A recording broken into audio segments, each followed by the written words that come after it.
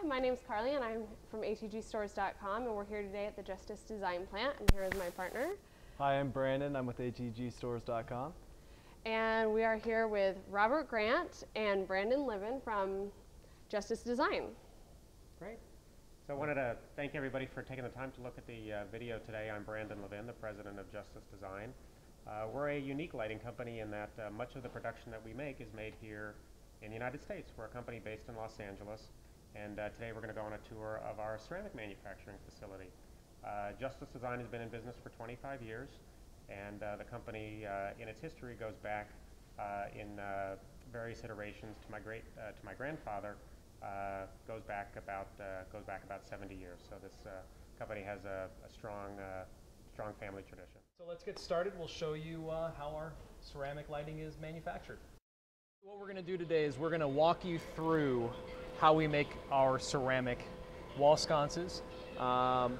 We have over 200 different ceramic shapes. So what we decided to do is we're going to take one particular shape. This is one of our best sellers actually. This is a wide oval wall sconce. This is part number 8855. It comes in over 40 hand-painted finishes. So we figure we're going to show you what it's going to look like right out of the kiln, an unfinished bisque. And so we're going to walk you through how we make this unfinished bisque, and then if we want to finish it, how we go through the process of finishing it. So if you wanted to get this 8855 in a harvest yellow slate, how do we go about making this into harvest yellow slate to get it to actually look like real harvest yellow slate, even down to the texture? All right, great. All right. So Carly, this is where the ceramic process begins. Essentially what we do is we take clay. We take 4,000 pounds of clay a day, and we mix it here. There are a couple of chemicals, but mostly water in this clay material that mixes here, which is the beginning process of actually creating our ceramic fixtures. Liquid ceramic is actually called slip, and the process of creating a ceramic lighting fixture is called slip casting. We'll introduce you slip casting in just a second. All right. The ceramic actually does mix, and it's also recyclable. So if something does, if one of the molds falls apart, we are able to reuse the material. So you can now see the very high-tech methods by which we make ceramic. Now, essentially then what we do is we take this liquid ceramic and we pour it into molds. So this is Cipriano, and Cipriano is actually pouring the slip into the mold. You can see that he is pouring it off to the side. So this method definitely helps to not expose any weak spots when we do take out the mold from the casting. So essentially, once the process it's actually done hardening, it gets to the point where we're able to take the mold apart and we're able to take the fixture out. Now, what's interesting and what you got to keep in mind is we have hundreds of different sconce options, including open top and closed top fixtures. This particular fixture is just an open top. This is a corner wall sconce that's coming out of the mold. But for a lot of the fixtures that require an open top,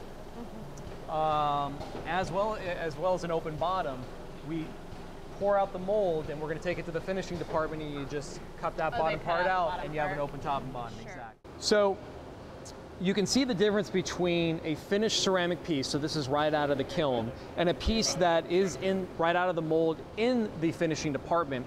You can see that the edges are very rough. You can still see the lines where it came out of the mold. You can see that this is also an open top and bottom fixture.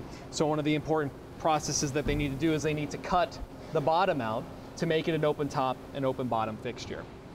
So one of my favorite processes that we do here is actually making a hammered finish. We have 4 different hammered finishes: hammered iron, hammered copper, hammered brass included. And the process of actually making the hammered item is really kind of cool. So we do take the greenware to the finishing department, and we have this process where every divot for the hammered finish is actually hammered into the wall sconce. So you can see here. It is really soft. It is very soft. So what they do is they've really innovated some cool methods where they have a piece of hardened plaster on the inside, and what that allows them to do is keep the shape of the sconce, so the sconce doesn't collapse under the weight of this hammering process. So now that we have the actual fixture finished, it's smoothed out. If it's hammered, it's hammered. If we wanted a slate or a travertine finish, it's already done. Now we got to fire it in the kiln. Okay. So we have two different kilns that we use here at the factory. One we use for day-to-day and one we do for larger jobs. The one that we use for larger jobs, as you can see right here, is one that was actually custom made by Justice Design Group. So as you'll see, it's on a rail system, okay? So the kiln is what moves the actual fixture. So what we'll do is that we'll load the shelves with the greenware. Again, greenware is prior to actually being fired in the kiln. So we'll load it with the greenware.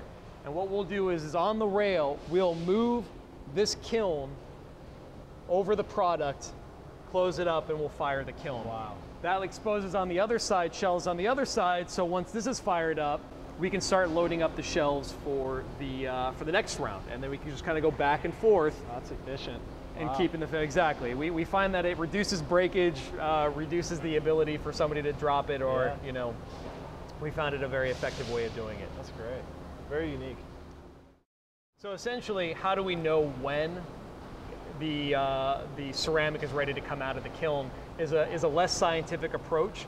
There's a lot of eyeballing involved, but most importantly, there are these cones. And so what these cones do is these are going to be placed throughout the kiln, okay? And they're going to monitor. There are holes in there where they can monitor each one of these cones to see if the heat is evenly distributed, and more importantly, at what process they are in the firing. So the first cone, after about 3 hours, will completely topple. After about 5 hours, the second cone will topple. And a couple hours later, they're going to have that third cone. So this is where it varies. They're going to need this cone to just topple slightly. And you can see here, it's just slightly toppled right here. Wow. That's when they know the process is done. And so they need to monitor this throughout the entire shelving process to make sure that, again, the heat was evenly distributed. So this is the process where we determine whether or not it's ready to come out of the kiln. So once again, to actually get to creating the Harvest Yellow Slate, what we're doing is doing a 7-step process, okay?